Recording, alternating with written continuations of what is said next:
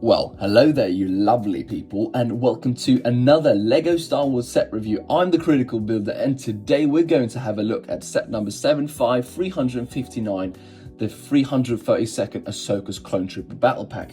And this set is for the ages of 6 and above and contains 108 pieces on LEGO's official website. And this set is actually currently out of stock on LEGO's official website, however, is still available through retail. So since time is running out, without further ado, let's just get into the review. Starting with the box, we can see the troopers and what looks to be a swamp speeder here in blue, engaged in a battle in what looks to be the capital city of Mandalore, Sundari. And this is an accurate nod to Clone Wars Season 7, where these exact troopers fought in the Siege of Mandalore. On the left side of the box, we can see that this set features a 20-year anniversary of the Clone Wars logo, which is also a nice touch. And on the back of the box, we can see our heroes in action, and we can see that this set has multiple stud cannons. It's got 2 on the main build and 1, of course, on this rotating cannon, which is demonstrated up top here. And I think the graphic designers did an excellent job with the box, and I have no complaints whatsoever.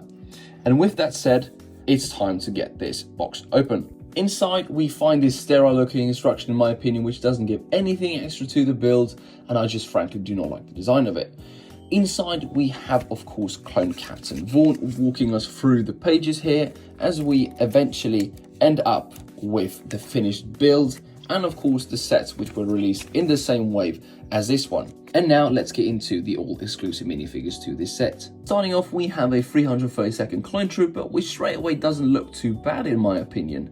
The printing on the legs and torso is of course in the colours of the 501st Legion, as the 332nd Company was indeed divided from them, and they only recolored the helmets and not their entire armour.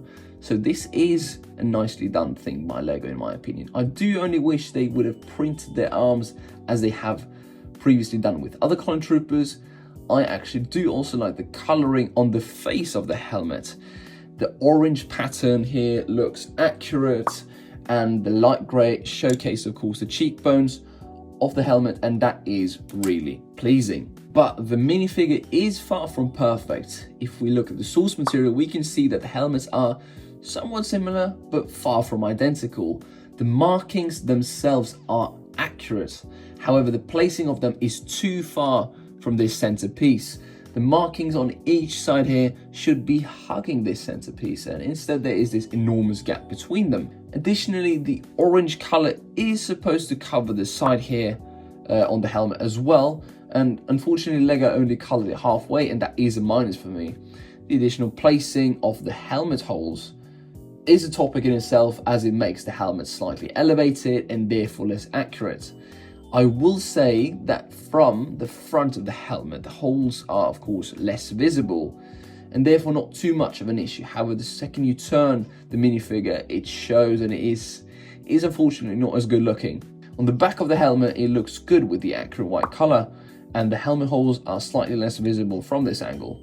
The head is of course just a regular clone face, and it looks perfectly fine, and I have no complaints. The next minifigures are 2 more 332nd Clone Troopers. However, these come with a blue jetpack, and another color in the jetpack is nice, but this is really inaccurate. During the Clone Wars, we have seen the 332nd and 501st only wear predominantly white jetpacks. They might have some red, grey, or even blue markings on the jetpack, but the dominant color was never ever blue. So if these troopers came with a plain simple white jetpack, I would be happy. The final minifigure here is Clone Captain Vaughn, and I really like the look of him. He has the same legs as the previous troopers, however the torso is different on the front and the back, as he's got his rank on the front, and he's also got a printed jetpack on the back. The rank would have been perfect if LEGO saw that it's supposed to have some red and black and not only blue. They did it right with Commander Cody, so it's a pity they didn't do Vaughn justice. The jetpack, however, oof, that one is accurate. And I'm not against it being printed rather than brick build, as it would be annoying to take it on and off every time you were to put him in a vehicle. Perhaps surprisingly to many, I actually like the look of Vaughn's helmet, although it's not completely accurate. Now we can see the function here of the helmet hole, and here I don't mind it. I remember the Phase 1 clones that had a visor on them. They would see it slightly fall in front of their eyesight, which looks slightly annoying. As you can see, it covers up the front here, whereas this one is completely clear. And that's what the helmet hole design fixes.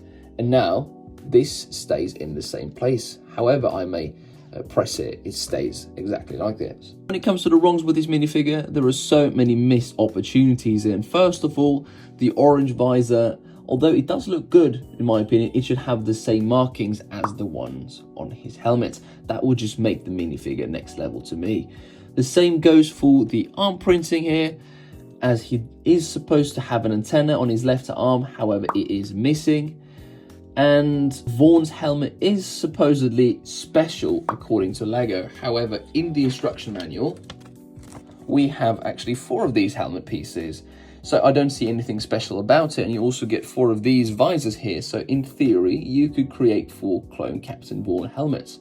And there's sadly nothing special about that. With that out of the way, let's get into the builds. First up, we got this small stud cannon, which rotates 360 degrees, and these cannons pack a punch. They fly off, so be careful with them, guys. I've already lost 1 stud, so I'm not firing another one. Up next is the main build, the Swamp Speeder, and it looks really nice. The shaping here is great, and I really like the colors here. You've got the stud cannons here in the front, and this solid beam here stretches from the front to the very back, and it is really nicely designed. And I'm surprised, really surprised by how strong this beam is. I can press really hard on it and it wouldn't break and it wouldn't move. The speeder has a really accurate look to the source material, and I have no complaints with its design. When it comes to the cockpit, it is actually really sleek and smooth, and it fits 2 minifigures. It even has somewhat of a center console in here and a lamp in it as well, although this piece is mostly there for the sturdiness of the beam. The front panels do not close entirely when there is a minifigure sitting in it, as you can see over here, so just keep that one in mind when playing with it.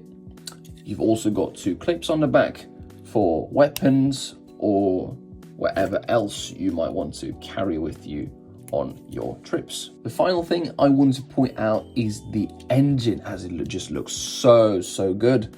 My only complaint here is that the previous versions of the Swamp Speeder could actually rotate this engine, giving a bit more playability, and here they sacrifice this function for the sturdiness here with these clips, which is of course a bit sad, but it's not that important.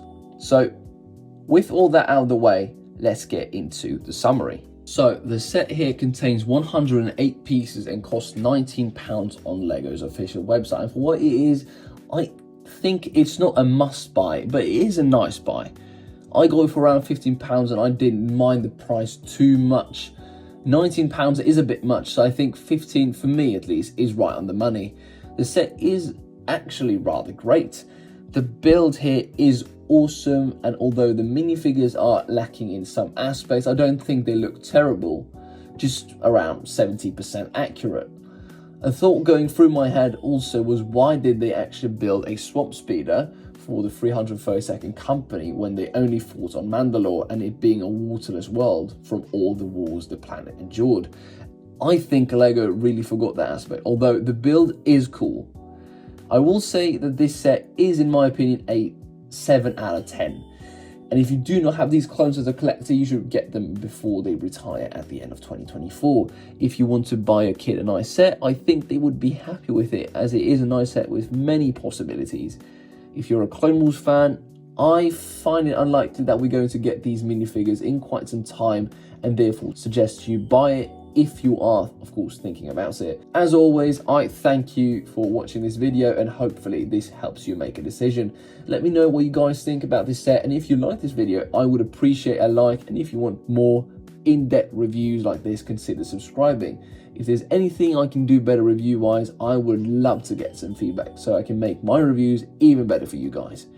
And with all that said, may the force be with you, and have a great day.